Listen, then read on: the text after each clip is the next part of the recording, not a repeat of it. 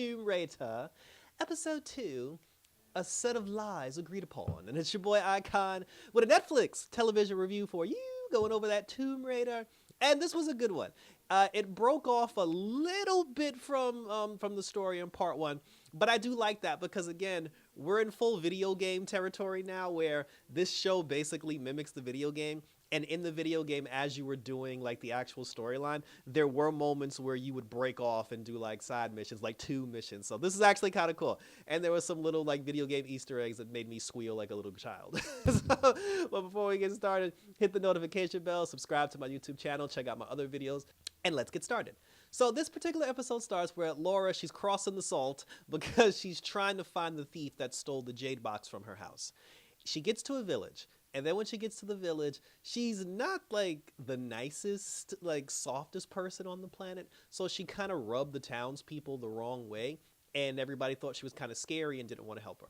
But then Jonah shows up out of nowhere, and then he speaks the language and he's talking to the people. And she's like, Jonah, how? She's like, why are you here? And then he was like, I'm saving your ass, Laura. So then he goes and he talks to the townspeople because Laura's just like, I just need a guy to help me find a man who stole something from me. Jonah ended up talking the people down, like the elder woman who was, of the village. He talked her down and he basically was like, hey, they've agreed to help you and guide you to what you need, Laura. He said, but they need you to do them a favor. And she's like, I don't have time for this rubbish. And then he was just like, well, there's 6 kids that are missing and they want you to help find the missing children. This woman did this on purpose because I feel like she knew what Laura's agenda was. And she knew that Laura's agenda and saving the children would coincide with each other. So Laura can't say no to the kids. So she's like, fine. She's like, we'll find the children. And then she goes down to the pond. And then she sees like a spirit child throwing rocks like into the river. And then after that, both Jonah and Laura, they go down to like these hidden caverns so they can, find some stuff.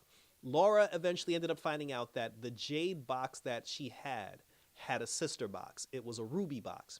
And she said that the thief is most likely searching for the ruby box as well. So she's going to the temple. She's reading the ancient hieroglyphics and everything. She's reading all the stuff, all the text and everything that's on the walls. And the whole time she's just like, oh, yes, Jonah. She's like, the red box was this and then it was that and blah, blah, blah. And then she was just like, oh, there were 2 spirits. There was Shimiko.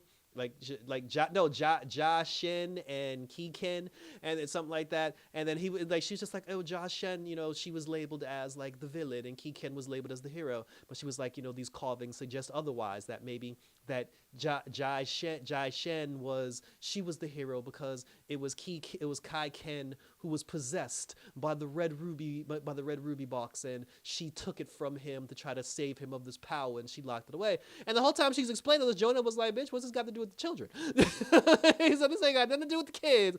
So you talking about your little ruby agenda. She was like, Shai Chen was actually, she was the protector because there was a whole shrine built to her. And then she was like, why is there a shrine built to somebody who was considered the bad guy?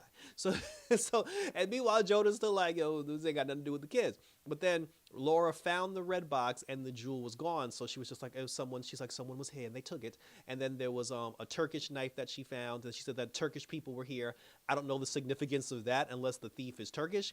But then when they go down further, when they go further into the caverns, Laura had figured out that, yes, Jai Chen was the one that tried to save the emperor from the power of the ruby. And when they went into the shrine where her body was, that's when she found the missing children, because Laura knew that the children would be tied into this after a while. So Jonah was like, oh shit. So, and the two of them kind of like bonded a little bit, like while they were going through the caverns. She thanked him for the assistance and he was like, no problem. I'm just here to be your friend and everything. But then she finds the kids. And then when she found the kids, she tried to pull the kids away from the shrine and it didn't work. And then that's when she realized in order for her to stop the evil spirits that were like trying to destroy the caverns, she had to release the spirit of Jai Shen. So Laura released Jai Shen's spirit. Her spirit came out, helped her get all the kids to safety.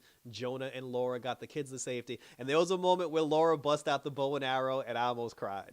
Because when you play the video game, you know, the bow and arrow is like the first weapon that you get outside of like the pickaxe. And then she bust out the pickaxe. Like, so when she took the bow and arrow out and did the thing with the rope and everything, I was just like, I love this shit. And then the pickaxe that she used to zip line down the thing, it was the exact same pickaxe that she used in the video game.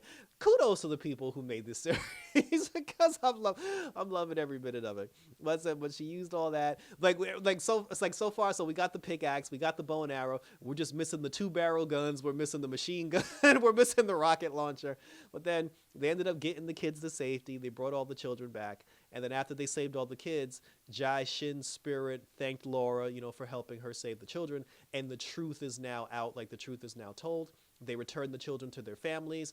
The families thanked them. Everybody thanked them. This one particular girl who liked Laura but also thought she was scary gave her like a rope, like clip claw thingy. I think she had that too. It was like a little, yeah, because when it was like the thing when you jump over the mountains, there was like a rope that you, like a grappling rope that you throw so you can swing to different places. So she gave her that, so she got more weapons now. So just like with the video game, when you do certain things, you obtain new weapons. So the girl gave her the weapon, and then she was just like, you know, history got it wrong. Like they thought that the emperor was the good guy and Jai Shin was the bad guy, but she was actually the good guy all along. The elder ended up giving them a boat and pointing them in the right direction so Laura can find the thief that stole the jaded box. While the two of them were sitting in the boat having this conversation and talking, Laura basically started feeling bad after a while. She started thinking about Roth and started thinking about like all the trouble that she got into. And then Laura was just like, Roth was right. Sometimes it's better to go it alone. And then Jonah was like, no. Plus, he's like, I'm getting married. He's like, you got to come to my wedding. But, you know, they said, but the two of them, basically, they had their little moment. Laura was basically trying to push him away, but it wasn't working. And then all of a sudden, this huge tidal wave started happening. Like the water came in, the tide came in, and it looked like this big tidal wave was about to crush their boat. But right before that happened, you know, the episode ended. Thank you for tuning in.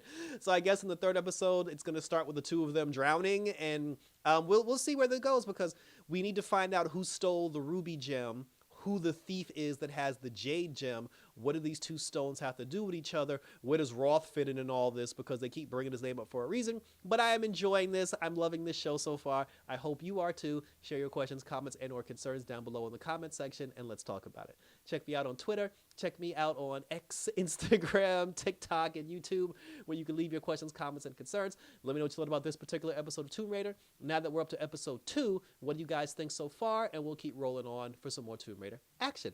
So until next time, guys, until episode 3 of Lara Croft Tomb Raider, look out because the evil spirits are going to steal your children. And until then, we're out this bitch.